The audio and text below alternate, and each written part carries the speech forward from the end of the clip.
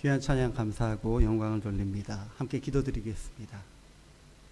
주께서 이 자리에 드려진 찬양 기쁘게 받으시고 또 우리가 주님께 드리는 이 예배를 기쁘게 받아 주시옵소서. 주님 앞에 예배 드리는 이 시간 말씀에 귀 기울이겠습니다. 연약한 종이 주님 앞에 서 있지만 그저 종은 주님의 대언자로서만 서 있을 뿐입니다. 주님의 뜻대로 말씀 전하게 하시고 오직 주의 뜻이 이 땅 위에 이곳 예배 위에 선포되어질 수 있도록 주님 홀로 영광 받으시고 이끌어 주시옵소서. 감사드리며 예수 그리스도의 이름 받들고 기도드립니다. 아멘.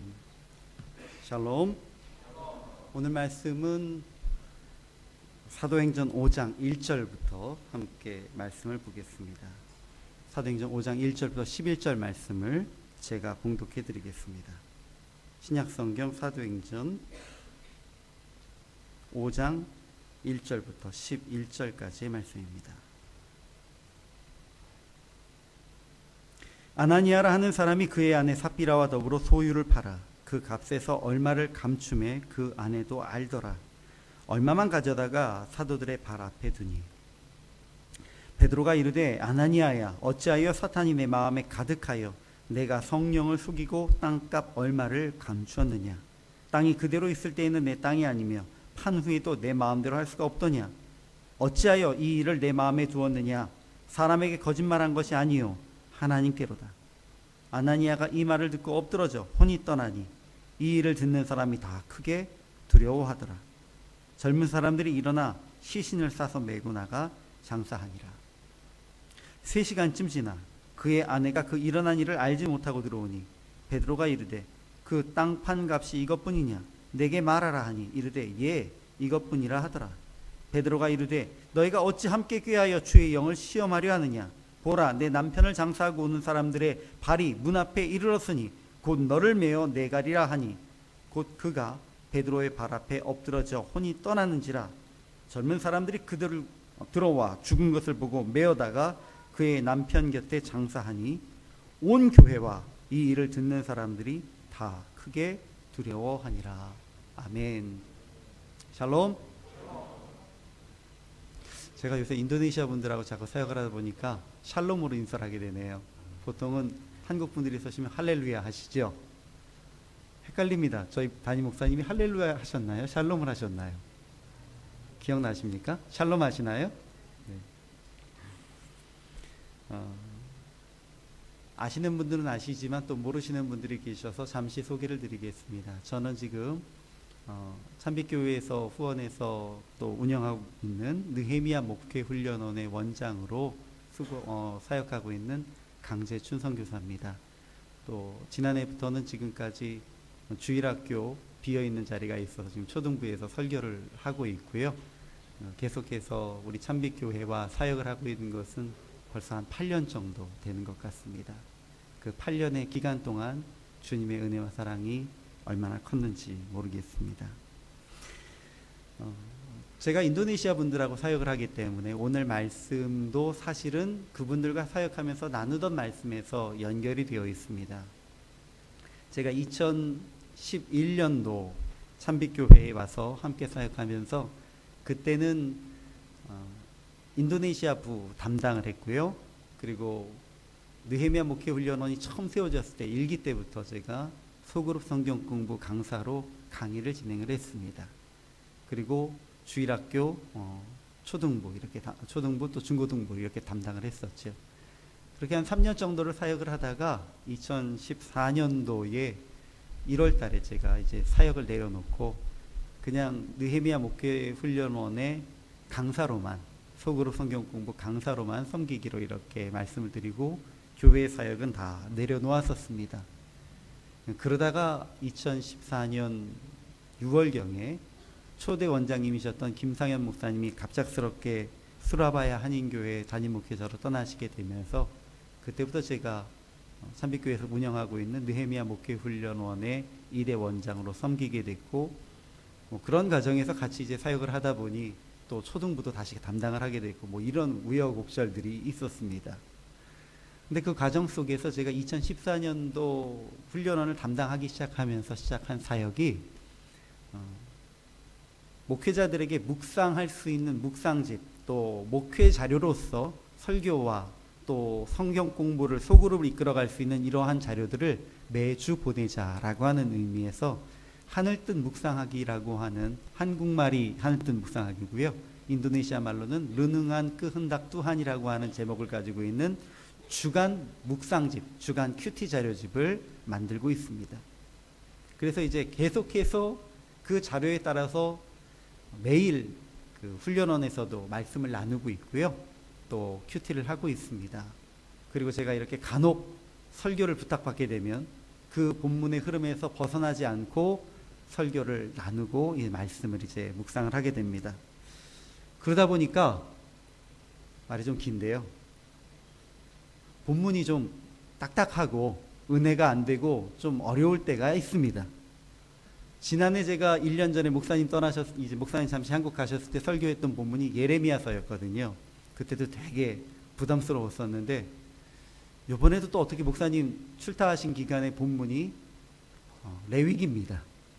뭐 성경 통독을 해보신 분들은 다 아시겠지만 레위기 하면 참 딱딱하고요, 재미없고요, 똑같은 거 반복되는 것 같고 그런 본문인데, 어떻게든 말씀을 전할 때에 이제 훈련원에서 훈련하고 있는 부분들, 또 인도네시아 교회에 우리가 어떻게 또 목회적으로 선교적으로 다가갈지 이런 부분들을 접목해서 말씀을 좀 전해드리려고 합니다. 자, 이렇게 서론이 길었는데 오늘 우리가 나누어야 할 말씀은 레위기 10장부터 13장까지에 있는 내용입니다. 그리고 레위기 10장에서 13장까지의 내용을 요약해드리면 이렇게 됩니다. 아론의 아들인 나답과 아비후가 죽었습니다. 위임식을 받은 지 얼마 안 됐는데 하나님 앞에 성전에서 제사를 드리고 분향을 하다가 죽임을 당했습니다. 그 내용이 이제 오늘 우리가 나누었던 본문과 연결되어서 함께 나눌 부분이고요. 거기에 이어서는 출산한 여인은 얼마 동안이 있어야 정결하게 되느냐라고 하는 정결에 대한 예식이 이어지고, 그 다음은 또 이어서 만약에 나병 환자가 발생하게 되면 이 공동체에서 어떻게 그를 처리해야 할 것이냐라고 하는 내용들이 기록되어 있습니다. 이게 10장부터 13장까지의 내용입니다. 그리고 이것을 한마디로 요약해 본 것이 제가 오늘 띄워드린 이 제목, 건강한 공동체를 위해서다 라고 하는 부분입니다. 함께 해보실까요? 건강한 공동체를 위해. 여러분, 공동체가 건강하다라고 하는 것은 무엇을 의미합니까? 공동체가 건강하다라는 것은 나 혼자 건강한 것이 아닙니다. 서로가 건강해야 하고요. 그 건강한 이들이 서로 힘이 되고 또 서로에게 유익이 되어주는 그러한 공동체에 있는 구성원들이 있을 때에 바로 건강한 공동체가 되어질 수 있습니다. 그러면 이 건강한 공동체를 세우기 위해선 언제 잘해야 될까요? 처음에 잘하면 된다, 중간에 잘하면 된다, 맨 끝에만 잘하면 된다. 물론 처음부터 끝까지 잘해야 되는 게 맞죠. 그거는 뭐 당연한 얘기입니다. 그런데 건강한 공동체를 세워가려고 기준을 세우고 훈련을 시키려면 언제가 제일 중요할까요? 처음이 제일 중요합니다. 맞습니다. 한국말의 시작이 반이다 라는 얘기 있고, 천리길도 한 걸음부터란 말도 있고, 시작이 매우 중요합니다. 그리고 오늘 읽었던 본문 사도행전 5장 1절부터 11절까지와 또 레위기에서 10장에 있는 이 사건들이 다 언제 발생한 거냐면요, 예루살렘 교회의 초창기, 그리고 이스라엘 백성들이 애굽에서 광야에 나와서 하나님께 율법을 받고 성막을 세운 다음 율법의 백성이 된 초창기에 일어난 사건입니다. 이제 막 세워져 가는 과정 속에서 이러한 일들이 벌어졌다는 것입니다. 어떤 일이 벌어졌느냐? 갑자기 하나님 앞에 사람이 죽었습니다. 근데 이 죽은 것이 왜 죽었느냐? 놀다가 죽었느냐? 아닙니다. 오늘 사도행전 5장에서는 하나님께 헌금하던 사람이 죽었습니다. 레위기 10장에서는 하나님의 성막에 들어가서 분향하던 사람이 죽었습니다. 도대체 이것이 어떤 공통점이 있고 우리에게 어떤 것을 시사하는지를 고민해 봐야 합니다. 특별히 제가 오늘 일부 예배 끝나고 밑에 내려갔다가 어떤 분, 장로님 한 분을 뵀는데 그러시더라고요. 항상 아나니아와 삽비라의 사건, 이것은 숙제였고 왜 그렇게밖에 될 수 없었는지 고민했는데 한번 저에게 속 시원하게 한번 설명을 해 주십시오라고 얘기하시더라고요. 이게 속 시원하게 설명이 될지 모르겠습니다만 어쨌든 한번 저희가 고민을 해봐야 됩니다. 오늘 본문에 보시면 아나니아와 삽비라는 큰 헌신을 한 사람들입니다. 아닌가요? 크게 헌신했죠. 재산을 다 팔았습니다. 근데 재산을 다 팔았는데 먹고 살아야 되지 않습니까? 그러니까 절반은 남겨놨어요. 그 절반을 가지고 와서 드렸습니다. 칭찬받아야 마땅하지요. 복받아야 마땅하지요. 그런데 왜 죽어야 합니까? 모든 사람들은 거기에 집중합니다. 그런데 하나님은 어디에 집중하셨냐면 그 사람의 의도에 집중하고 계십니다. 아니 절반이면 제가 절반은 숨겨놨어요 라고 얘기했어도 되는데 왜 절반을 갖다 바치면서 그것도 큰 건데 답니다 라고 했느냐고 하는 이 의도에 대해서 하나님은 집중하고 계십니다. 오늘 저희가 읽었던 본문 5장 이전에 사도행전 4장 마지막 부분에 보면 이러한 내용이 기록되어 있습니다. 초대교회 당시에 많은 성도들이 은혜를 받아서 거기에 이 사람 저 사람이 자기의 재산을 팔아서 그 재산 판 돈을 사도들의 발 앞에 갖다 두었다라고 되어 있고요. 그 중에는 바나바라는 사람도 있더라라는 기록이 있습니다. 바나바는 저희가 잘 알고 있는 사도 바울과 함께 동역했던 사도 바나바를 이야기합니다. 자, 여기에서 그리고 나서 이어지는 본문이 있는데요. 저희가 읽었던 개역개정판에는 명확하지 않지만 쉬운 성경에는 이렇게 기록되어 있습니다. 5장 1절 아다니아라는 사람과 그의 아내 삽비라도 자기들의 땅 일부분을 팔았습니다. 아나니아와 삽비라도 무슨 얘기입니까? 앞에 있는 그 사람들이 행동한 것을 따라했다는 이야기입니다. 그럼 따라하는 의도가 있을 것 아닙니까? 왜 의도가 따라하는 것입니까?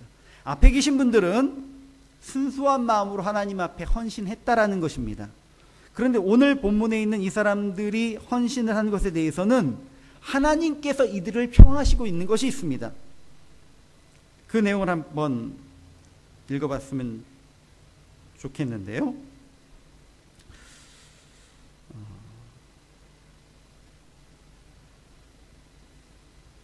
제가 읽어드리겠습니다. 사도 베드로가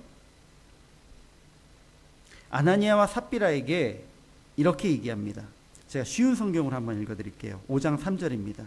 그때 베드로가 말했습니다. 아나니아여, 어찌하여 사단이 그대의 마음에 가득하여 성령을 속이고 땅을 팔아 받은 돈 가운데 얼마를 떼어놓았소? 어찌하여 사단이 그대의 마음에 가득합니까? 사도 베드로가 얘기하고 있지만 이것은 하나님께서 사도 베드로에게 알려주신 것입니다. 즉 하나님이 아나니아의 마음을 분명히 얘기하고 계십니다. 아나니아는 사도 베드로 앞에 절반을 팔아서 가져올 때에 하나님 앞에 기쁘고 즐거운 마음으로 가져온 것이 아니라 어떤 마음이었습니까? 성령이 가득한 마음이었습니까? 아닙니다. 사탄이 그 마음에 가득한 상황 속에서 가져왔습니다. 그리고 성령을 속였습니다. 이것이 포인트입니다. 아나니아가 하나님 앞에 재산을 다 팔았다가 절반만 바쳤기 때문에 죽임을 당한 것이 아니라 그가 하나님 앞에 재산을 가져올 때에 순수한 마음으로 하나님께 영광을 돌리고 정말로 기쁘게 나의 것을 다 나누려는 마음이 아닌 사단이 가득한 마음으로 가져왔기 때문이라는 것입니다. 그럼 도대체 사단이 가득한 마음이란 건 무엇입니까? 순수한 의도가 아니라 앞에 하나님 앞에 드렸던 그 사람들이 칭찬받고 성도들에게 존경받는 모습을 보면서 나도 이렇게 드리면 교회 안에 칭찬과 존경을 받을 수 있겠지라고 하는 마음을 가지고 드리기를 원했다는 것입니다. 그런데 그렇게 칭찬과 존경을 받고 싶은데 다는 드리자니 부담스러운 거예요. 그러니까 절반을 떼어놓았죠. 근데 칭찬과 존경은 받고 싶으니까 다라고 얘기는 하고 싶은 겁니다. 이것이 무엇입니까? 절반을 떼어놓는 행위가 중요한 것이 아니고 그 마음속에 하나님 앞에 온전치 못한 의도가 들어가 있었다라는 것입니다. 이것이요. 한 중간쯤이면 괜찮을 텐데 교회가 세워지는 바로 그 시기입니다.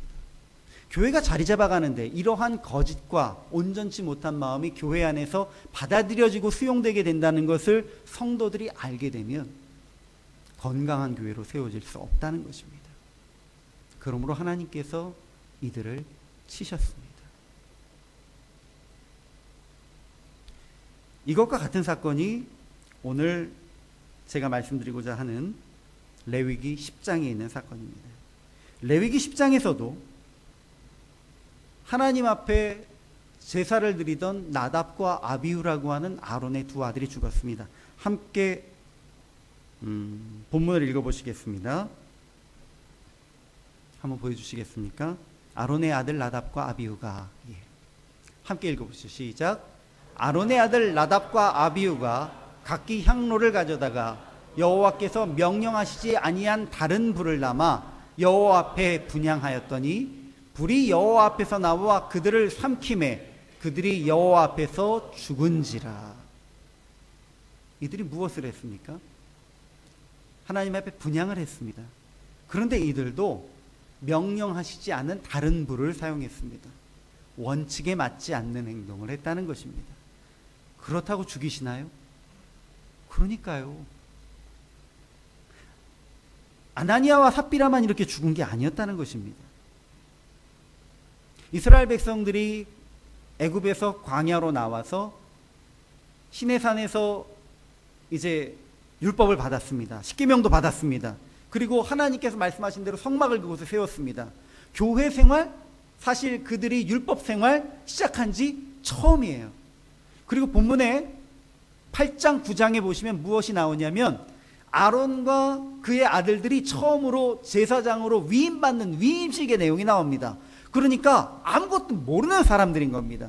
지금 제사장으로 위임을 받기는 했지만 얼마 전까지만 해도 다른 성도들하고 똑같이, 다른 백성들하고 똑같이 어울려 지내던 사람들이 나답과 아비후입니다. 저희가 보면 아직 몰라서 그렇지 봐주셔야죠, 이런 생각을 할 수도 있는데요. 그냥 단지 명령하지 아닌 다른 불을 가지고 이들이 일을 했던 것은 아닌 것 같습니다. 하나님께서 모세를 통해서 이런 말씀을 하십니다. 3절 말씀 보여주시겠습니까? 모세가 아론에게 이르되 이는 여호와의 말씀이라. 이르시기를 나는 나를 가까이 하는 자 중에서 내 거룩함을 나타내겠고 온 백성 앞에서 내 영광을 나타내리라 하셨느니라. 아론이 잠잠하니. 하나님이 이렇게 두 아들을 죽이신 이후에, 아론의 두 아들을 죽이신 이후에 아론에게 얘기하시는 거예요. 나는 나를 가까이에서 섬기고 제사하고 예배드리는 그들을 통해서 나의 거룩함을 나타낼 것이다. 내 온 백성 가운데에서 너희가 내 영광을 나타내야 되는 거야. 그런데 너희가 그렇게 하지 못했잖아 라고 질책하시는 거예요. 그러니까 아론이 할 말이 없었다는 것입니다. 도대체 그러면 무슨 행동을 했길래 아론이 할 말이 없어서 잠잠했느냐. 그 다음 내용 8절부터 한번 보시죠. 이것이 우리에게 명확한 내용을 알려줍니다. 함께 읽어보시겠습니다. 여호와께서 아론에게 말씀하여 이르시되 너와 내 자손들이 회막에 들어갈 때에는 포도주나 독주를 마시지 말라. 그리하여 너희 죽음을 면하라. 이는 너희 대대로 지킬 영영한 규례라. 그리하여 너희가 거룩하고 속된 것을 분별하며 정하고 정한 것을 분별하고 또 나의 여호와가 모세를 향 모든 규례를 이스라엘 자손에게 가르치리라. 아멘. 10절 맨 마지막은 거룩한 것과 속된 것을 분별하며 부정하고 정한 것을 분별하는 것입니다. 자, 그런데 오늘 읽으셨던 이 내용에 보면 나답과 아비후가 왜 죽었는지 연상이 가시죠? 왜 죽었습니까?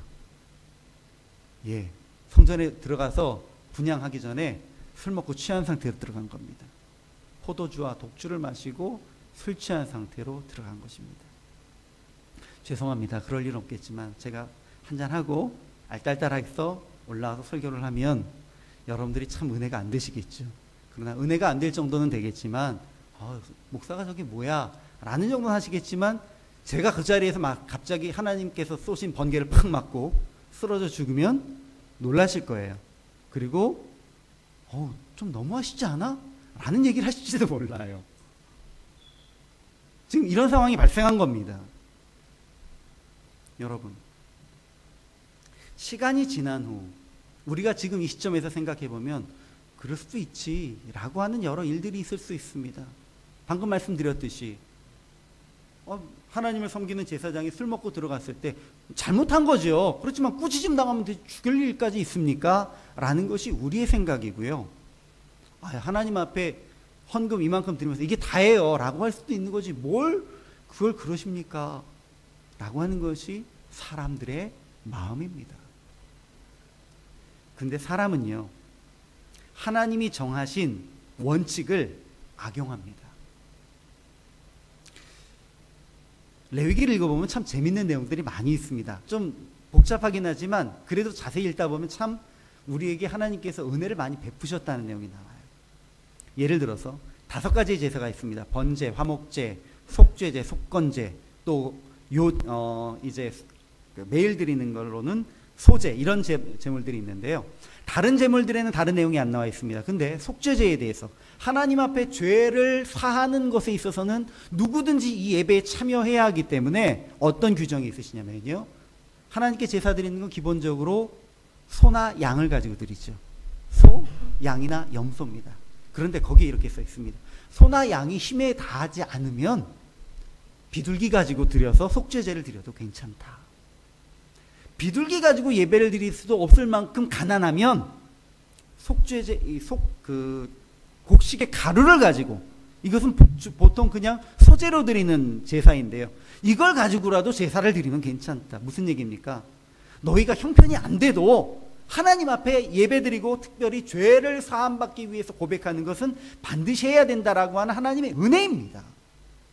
근데 이건 은혜거든요. 근데 여러분 생각해 보십시오. 사람들은 어떻게 할까요? 소 정도 드릴 수 있는 사람이 에이, 염소 드려도 돼, 이러고 그냥 염소나 양 드리고 마는 겁니다. 염소나 양 정도 드릴 수 있는 사람은 뭐라 그럴까요? 에이, 요새 내 형편이 그렇잖아, 그냥 에이, 비둘기 2마리 드리면 돼, 이러는 거죠. 비둘기 2마리 드릴 수 있는 사람은 어떨까요? 에이, 뭐 비둘기 2마리 드리나, 그냥 곡식으로 좀 드리고 말지. 하나님은 우리에게 은혜를 허락하셨는데 우리는 하나님의 은혜를 이용해 먹습니다. 이것이 죄성이 깊은 사람의 본성입니다. 그러다 보니까 하나님 앞에 제사가 온전하게 드려지지 못했습니다. 구약시대에도 그랬고 신약시대의 예배도 우리가 생각한 것만큼 사람들이 그렇게 지속적으로 헌신하지 못했던 것이 사실입니다. 그래서 하나님께서는 교회가 세워지는 초대교회 때, 그리고 성막에서의 제사가 드려지던 이 초기에 강력하게 하나님의 메시지를 전달하신 것입니다. 거짓된 마음으로 하나님 앞에 드리면서 다 드린 것 같다고 얘기하는 아나니아와 삽비라를 죽이셨고, 아직 훈련되지 않았던, 아직도 평범한 사람일지도 모르지만 그들이 제사장이 되어서 아직 훈련되지 않아서 뭐 그전처럼 술에 취한 상태에서 비실거리면서 하나님 앞에 때가 되었네, 들어가서 빨리 분향해야지 라고 하던 나답과 아비후를 쳐 죽이신 것입니다. 일종의 시범 케이스라고 볼 수 있습니다. 시범 케이스가 사실 좋은 건 아니죠.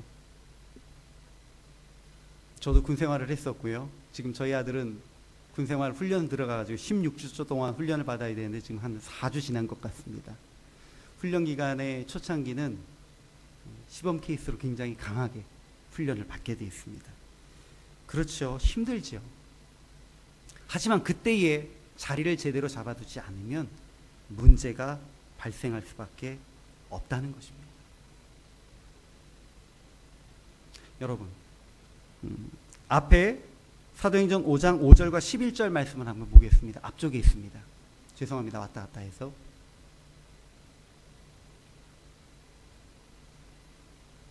그 앞입니다. 앞쪽에 보시면요. 네. 함께 읽어보시겠습니다. 시작. 아나니아가 이 말을 듣고 엎드러져 혼이 떠나니 이 일을 듣는 사람이 다 크게 두려워하더라.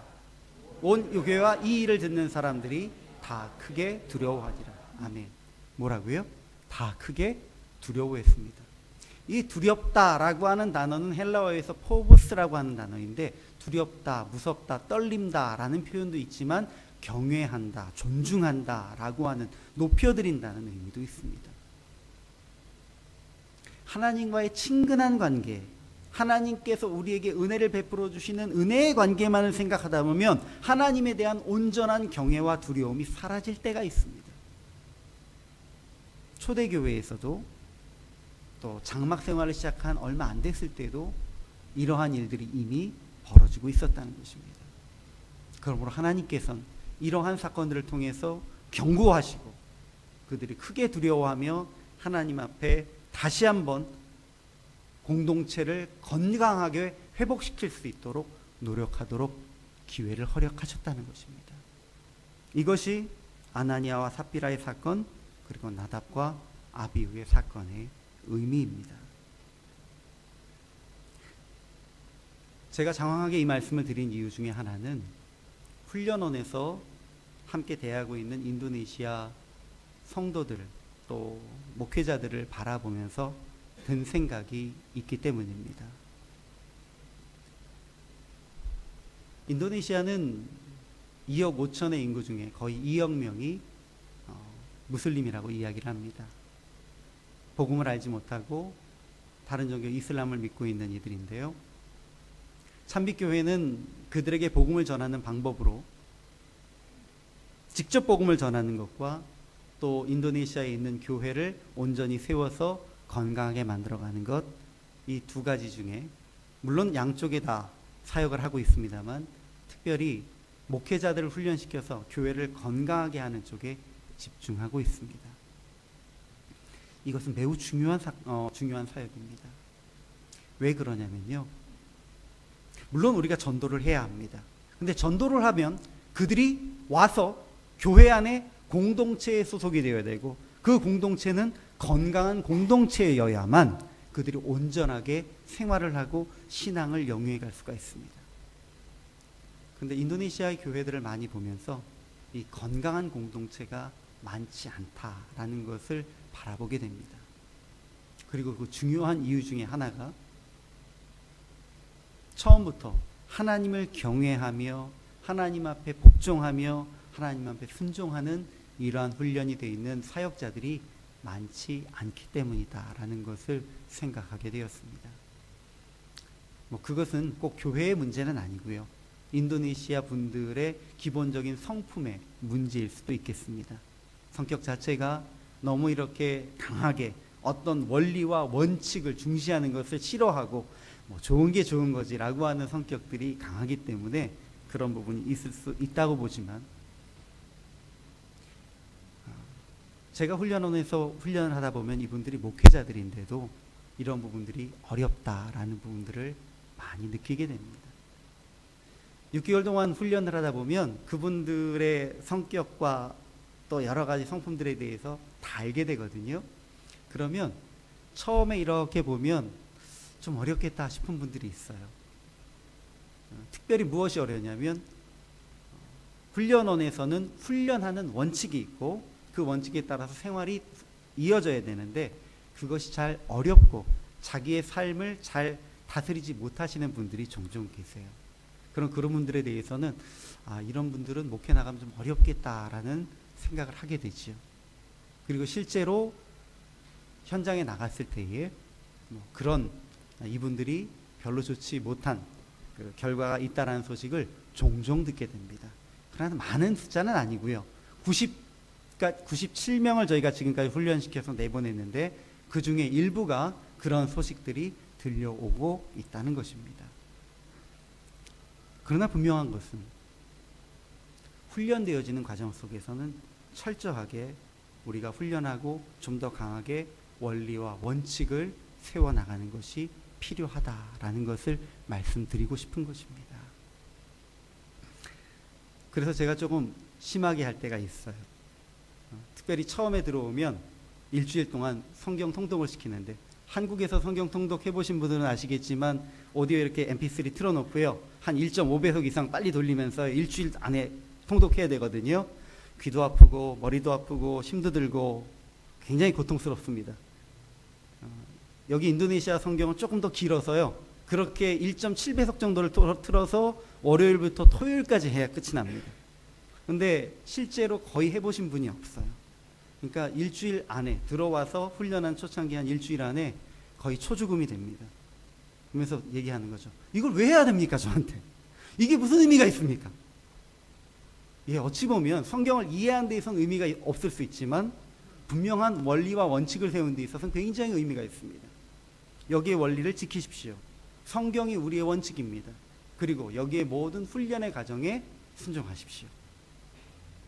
그리고 여기서부터 좀 삐걱거리고 잘 안 되는 분들은 마지막까지 잘 안 되시는 경우가 많더라고요. 이렇게 우리가 구별을 해낼 수가 있습니다. 언제 해야 되냐면요, 처음 시작될 때 해야 합니다. 그리고 이런 것들이 잘 되어져서 교회 안에 올바른 기준이 세워지고 이런 것들이 세워지면 교회도 건강해지고 하나님의 나라도 건강해지고 또 하나님을 알지 못하는 많은 사람들이 돌아왔을 때에 그들이 교회 안에 잘 정착할 수 있게 되어집니다.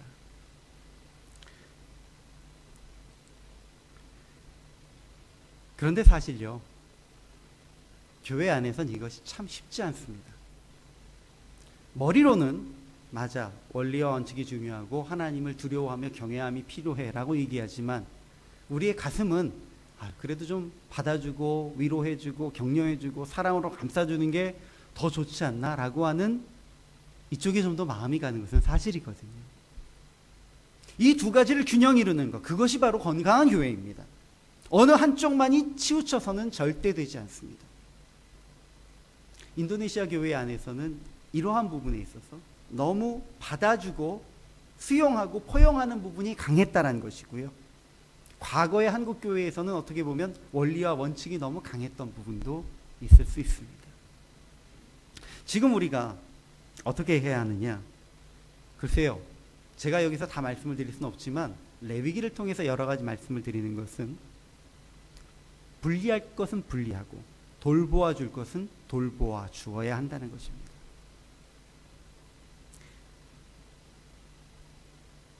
이번 주 본문을 저희가 쭉 묵상하는 가운데에 13장 내용에 가게 되면 어떤 내용이냐면 나병 환자에 대한 구별에 대한 얘기가 나옵니다. 당시의 상황을 한번 여러분들 상상해 보십시오. 이스라엘 백성들이 살고 있었던 광야의 그 천막 생활은요, 좀 좋게 말해서 무슨 뭐 여러 가지 그들의 생활이지 그냥 천막에서 천막 치고 사는 거지 않습니까? 베두인처럼. 근데 베두인들은 한 가족 두 가족 정도가 살지만 거기는 거의 수백만 명에 이르는 사람들이 함께 살고 있습니다. 상수도 하수도 없죠. 그리고 씻을 수도 제대로 없죠.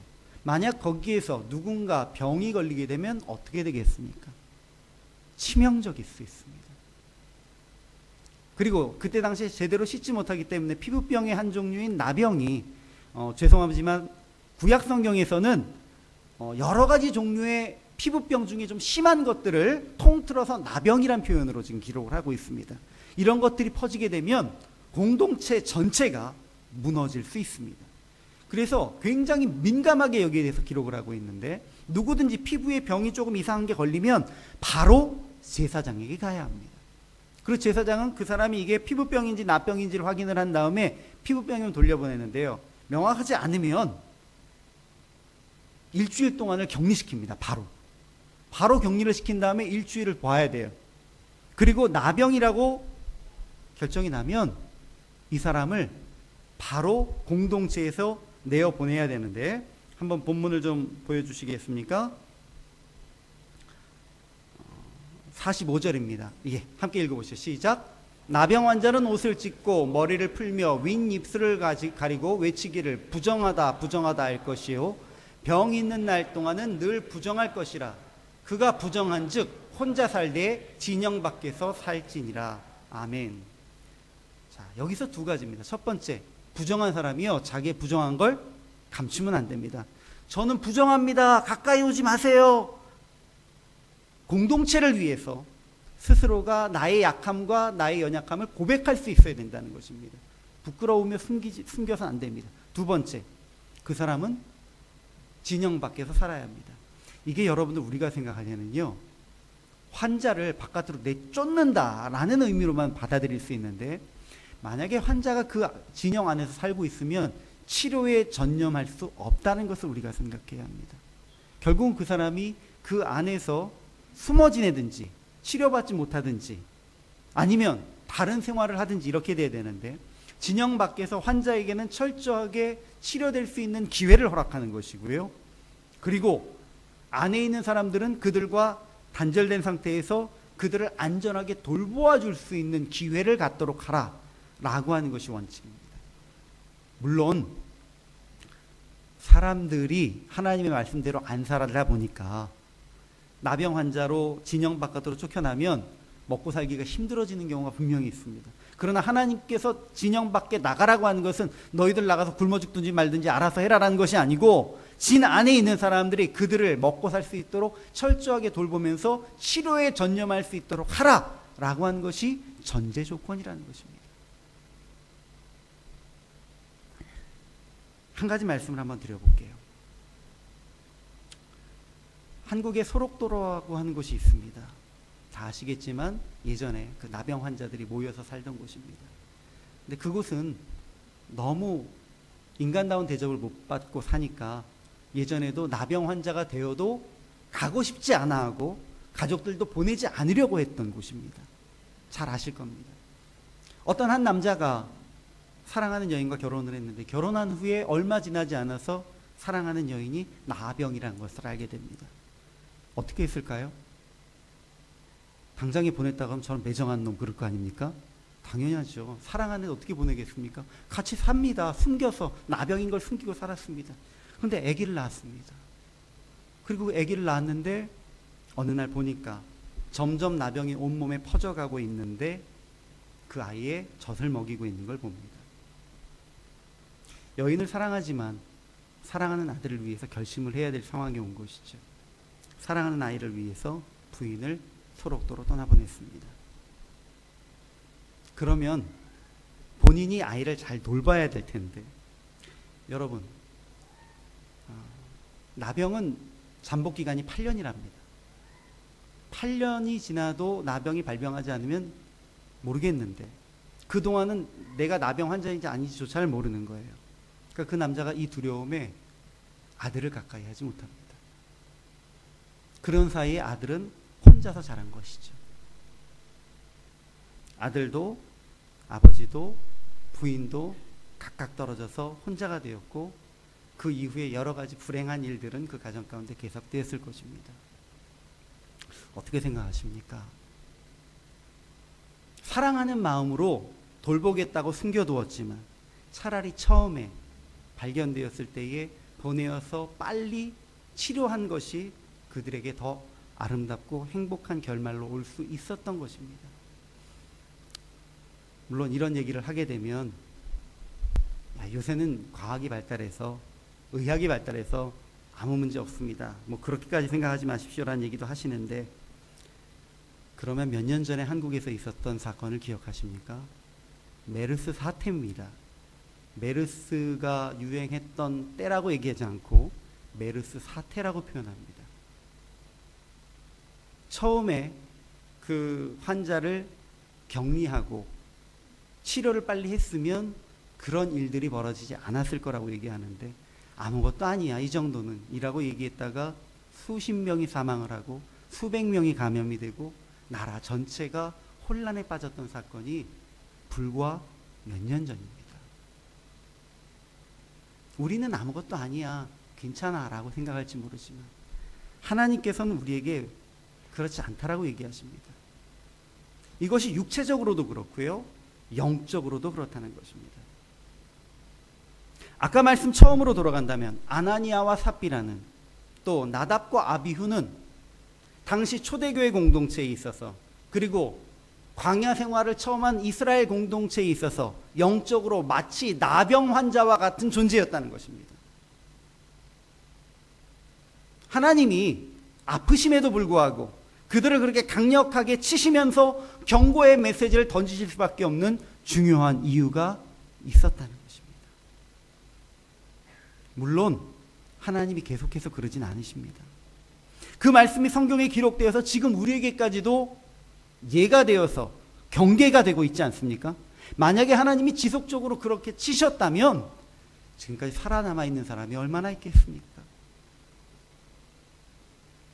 그러나 하나님은 그들을 치심을 통해서 그 이후에 있는 수많은 사람들에게 경계하십니다.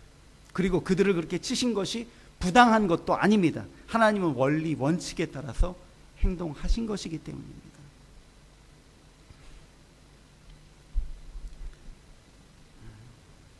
이야기가 조금 복잡하게 진행되고 있습니다.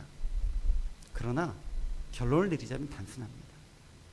건강한 공동체를 위해서 하나님께서는 초대교회 때부터 그리고 광야 생활 처음부터 건강하지 못한 영적 상태를 가지고 있는 사람, 건강하지 못한 육적 상태를 가지고 있는 사람을 공동체에서 구별하라고 얘기하셨습니다. 하나님 스스로 그들을 제거하기도 하셨습니다. 그리고 그 제거된 사람들은 좀 불쌍하지만 공동체에서 구별된 사람들을 그냥 버려두는 것이 아니고요, 그들을 돌보고 잘 아껴 주어야 한다는 것입니다. 사실은 그것이 남아있는 성도들의 몫입니다. 근데 공동체에서 구별된 이들이 제대로 돌봄을 보지 못해서 소외되고 아픔을 당한다면 그것은 하나님의 문제가 아니고 공동체의 문제이고요, 그 공동체 자체가 건강하지 않다는 것의 다른 이야기라는 것입니다.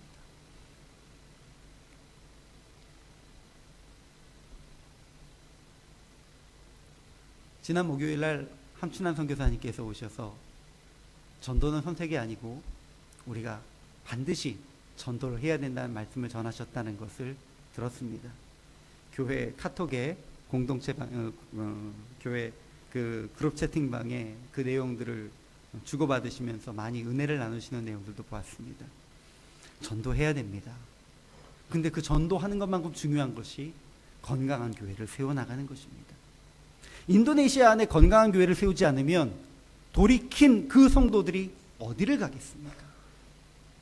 예수님께서 비유의 말씀 중에서 귀신 들린 한 사람에게서 귀신이 쫓아나갔는데 그 귀신이 돌아다니다가 소재는 되었지만 다른 주인이 들어가지 않은 그 사람의 마음속에 돌아와서 7 귀신이 들어가 그 사람의 형편이 더 어렵게 됐다는 기록이 있습니다.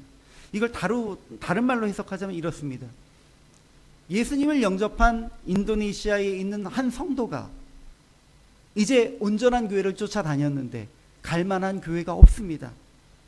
그래서 도로 무슬림으로 돌아갔습니다. 혹은 예수님을 영접한 이후에 쫓아다니다가 이 교회 괜찮겠다라고 정착을 했는데 그 교회가 건강하지 못한 이단과 같은 교회에 와서 무슬림에게서 벗어나서 오히려 다른 이단으로 갔습니다. 만약에 이런 일들이 벌어진다면 우리는 어떻게 책임을 져야 하겠습니까?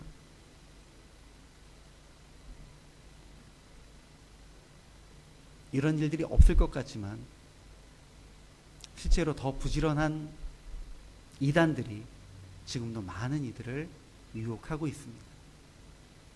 그리고 그들이 이단에 빠진 이유는 한 가지입니다. 기존의 교회들이 건강하지 못하기 때문입니다. 우리는 건강한 공동체를 세워가도록 노력해야 합니다. 이 인도네시아 위에, 그리고 한국 위에, 전 세계 위에. 참빛교회가 교회를 건축하고 또 여러 가지로 많은 일들이 있음에도 불구하고 쉬지 않고 느헤미야 목회 훈련원을 통해서 인도네시아에 있는 목회자들을 양육하기 위해 훈련하시고 그들에게 투자하시는 것은 그런 의미에서 하나님께서 매우 기뻐하실 일입니다. 왜냐하면 인도네시아에 있는 그 목회자들 한 사람 한 사람들을 온전하게 세워가야만 교회가 건강해질 수 있기 때문입니다. 생각해 보십시오. 인도네시아 교회 안에 많은 교회의 마젤리스라고 불리우는 이들 중에 헌금을 많이 하지만 그들이 하나님 앞에 순수한 마음이 아니라 존경과 높임을 받기 위해서 아나니아와 삽비라처럼 사탄이 가득한 마음을 가지고 헌금하는 이들도 있습니다. 실제로 술이 취해서 올라가진 않겠지만 하나님 앞에 온전하지 못한 예전의 습관에 그대로 들어서 단에 올라가 말씀을 전하는 목회자들도 여전히 있습니다. 그러한 이들이 있는 교회를 건강한 교회로 변화시켜 나가는 것, 이것이 참빛교회에서 운영하고 있는 느헤미야 목회 훈련을 통해서 우리가 하고자 하는 일입니다. 이것이 바로 선교를 위해서 매우 중요한 일입니다. 그러나 마지막으로 여러분들께 다시 한번 도전을 드리자면, 인도네시아 교회에만 이러한 건강한 공동체를 세우는 노력이 필요할까입니다. 혹시라도 우리 교회 가운데에도 아나니아와 삽비라처럼 순수하지 못한 마음을 가지는 헌신이 있지는 않은지, 저 자신을 포함해서 하나님의 단에 서면서 하나님의 제단에 분향을 한다고 섬기면서 온전치 못한 세상의 예전의 습관들을 버리지 못하고 그냥 그대로 하는 이들은 없는지 저 자신을 또한 돌아봅니다. 죄송합니다. 지금 이 시대에 많은 교회들, 한국에 있는 교회, 또 미국과 유럽에 있는 많은 교회들이 무너져 갑니다. 건강하지 못합니다. 이유는 무엇입니까? 아나니아와 삽비라 혹은 나답과 아비후 같은 이들이 교회 안에서 버젓이 있음에도 불구하고 그들이 제거되지 않기 때문이고, 그들이 깨닫지 못하기 때문입니다. 우리 교회는 그러지 아니할 줄 믿습니다. 그러나 자신할 수 없기 때문에 다시 한번 오늘 돌아보길 소망합니다. 느헤미야 목회 훈련원을 통해서도 그 일들을 일어나기 위해서 끊임없이 노력하겠습니다. 저 자신도 하나님 앞에서 나답과 아비후처럼 불맞아 죽지 않도록, 부끄럽지 않도록 노력하겠습니다. 여러분들도 잊지 마시고 하나님 앞에 건강한 공동체를 세우기 위해 최선을 다하실 수 있는 우리 귀한 참빛교회 성도들 되실 수 있기를 예수 그리스도의 이름으로 축원합니다. 기도드리겠습니다.